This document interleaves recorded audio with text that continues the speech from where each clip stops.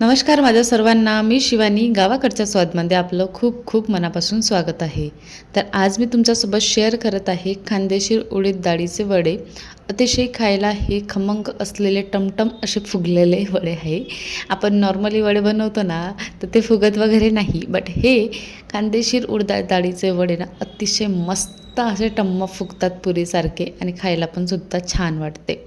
तर त्यासाठी काय करायचं आहे, उडदाची डाळ घ्यायची, बिना फुलवाली नवीनवाली असेल ना तर अतिशय छान. ती डाळ घ्यायची, तिला भिजायला ठेवून द्यायची. कमीत कमी 5 ते 6 तास तरी ठेवायची. भिजल्यानंतर त्यामधलं पाणी काढून घ्यायचं, 1-2 पाण्याने धुवून घ्यायचं आणि पूर्ण पाणी निथळायला ठेवून द्यायचं आहे. पूर्ण एक्स्ट्राचं पाणी जोपर्यंत पूर्ण निघत नाही ना, तोपर्यंत तिला असंच छाननीमध्ये ठेवून द्यायचं 15 मिनिटाच्या जवळपास. तोपर्यंत मसाला वाटून घ्यायचा आहे. तर मसाला वाटण्यासाठी मी मिक्सरच्या पॉटमध्ये मिरची, आलं, लसूण, कढीपत्ता, सोबतच थोडासा कोथिंबीर हे घेतलेलं आहे. आणि खडे मसाले म्हणजे थोडेसे हे मसालेसारखंच जिरं, धनिया, सोप आणि ओवा घेतलेला आहे. तर सगळं हे 1-1 चम्मच घेतलेला आहे. फक्त ओवा मी हे अर्धा चम्मच घेतलेला आहे आणि याला आपल्याला दरदर असं वाटून घ्यायचं आहे. आता हा वाटलेला मसाला आपल्याला साईडला ठेवायचा आहे. आणि आता बघू शकता एक्स्ट्राचं जेवढंही थेंबर पाणी होतं ते सगळं निघून गेलेलं आहे. तर आता आपल्याला डाळसुद्धा वाटून घ्यायची आहे. डाळ वाटवण्यासाठी मिक्सरच्या पॉटमध्ये आपल्याला डाळ टाकायची आहे, बट पाणी नाही घालायचं आहे. कारण की पाणी घालाल तर वडे बरोबर होणार नाही आहे. त्यामुळे पाण्याचा वापर न करता आपल्याला हे असंच थोडंसं हलकंसं रवाळ टेक्स्चर राहील बा असं वाटून घ्यायचं आहे. खूप जास्त असं बारीकसुद्धा नाही करायचं किंवा खूप जास्त असं डाळीचे जास्त मोठे कणं राहील बा इतपतसुद्धा हे नाही करायचं आहे. थोडीशी रवाळ राहील बा असं आपल्याला हे वाटून घ्यायचं आहे बॅटर. सपोज वाटताना मिक्सरमध्ये कसं आहे, ही चिकटसर डाळ असते तर बरोबर बारीक होत नाही. तर त्यावेळेसच तुम्ही एखादा चम्मच किंवा 2 चम्मच, छोटा चम्मच असते ना पोहे खायचा, त्याच्याने पाणी टाकू शकता फक्त कमी प्रमाणामध्ये 1 किंवा 2 चम्मच. आणि तशी डाळ वाटून घ्यायची आहे. किंवा पाट्यावर वाटली ना तेव्हा पण सुद्धा छान असते. पाट्यावर वाटायला तेव्हा जास्त पाण्याचा वापराची आवश्यकता पडत नाही. फक्त मिक्सर घुमत नाही ना, त्यासाठीच ही प्रॉब्लेम येते. डाळ वाटून झाल्यानंतर तिला आपल्याला छान अशी फेटून घ्यायची आहे. कमीत कमी 5 ते 6 मिनटं आपल्याला ही डाळ अशी कंटिन्यू फेटायची आहे, जोपर्यंत हलकीशी होत नाही तोपर्यंत.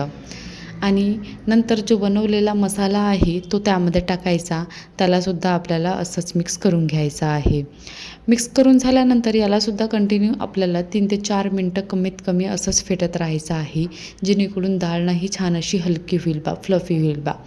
आणि सोबतच मला थोडासा व्हिडिओ ना स्किप झाला हलकासा. एका वाटीत पाणी घ्यायचं आणि त्यामध्ये डाळ ही छानपैकी अशी हलकी झाली आहे का, तर थोडीशी डाळीचं जे बॅटर आहे ते टाकून पाहायचं. पाण्यावर तैरत असेल ना तर समजून जायचं की डाळ अशी छान अशी फिटल्या गेलेली आहे बा. हा थोडासा व्हिडिओ स्किप झालेला आहे, त्यासाठी सॉरी. आणि यामध्ये नंतर चवीनुसार मीठ आणि थोडीशी हिंग टाकायची आणि यालासुद्धा मिक्स करून घ्यायचं.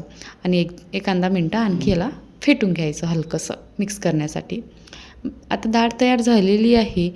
तर जी दुधाची प्लास्टिक असते ती घ्यायची, नाही तर कोणती पण प्लास्टिक घ्यायची.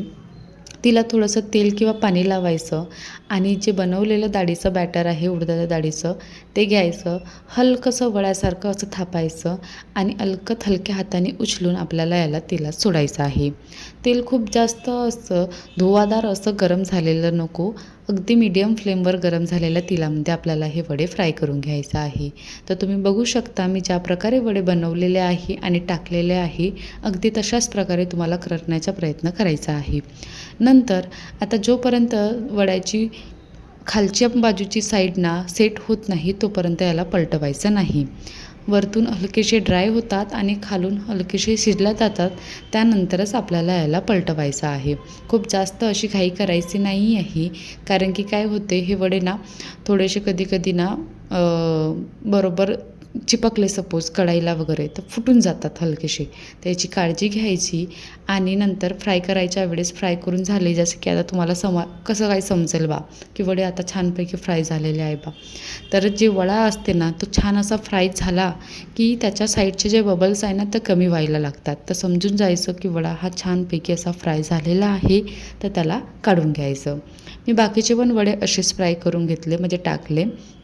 तुम्हाला सांगते की कसे आपल्याला हे वडे काढायचे आहे. तर मीडियम हॉट ऑइलवरच आपल्याला हे सगळी प्रोसेस करायची आहे. वडे टाकल्यानंतर बिलकुल लगेच पलटवायचं नाही, जोपर्यंत छानपैकी असे सेट नाही होत खालच्या साईडनी आणि वरच्या साईडनी ड्रायनेस नाही येत. नंतर पलटवायचे. दोन्ही साईडनी असे खरपूस होईल बा आणि टम्म फुगेल बा असे त्याला फुगू द्यायचं. नंतर आता बघू शकता बबल्स कमी झालेले आहे आणि कलरसुद्धा हलकासा मस्त आलेला आहे सुरख असा. तर याला वडे काढून घ्यायचे. अशा प्रकारे ही प्रोसेस करायची आहे.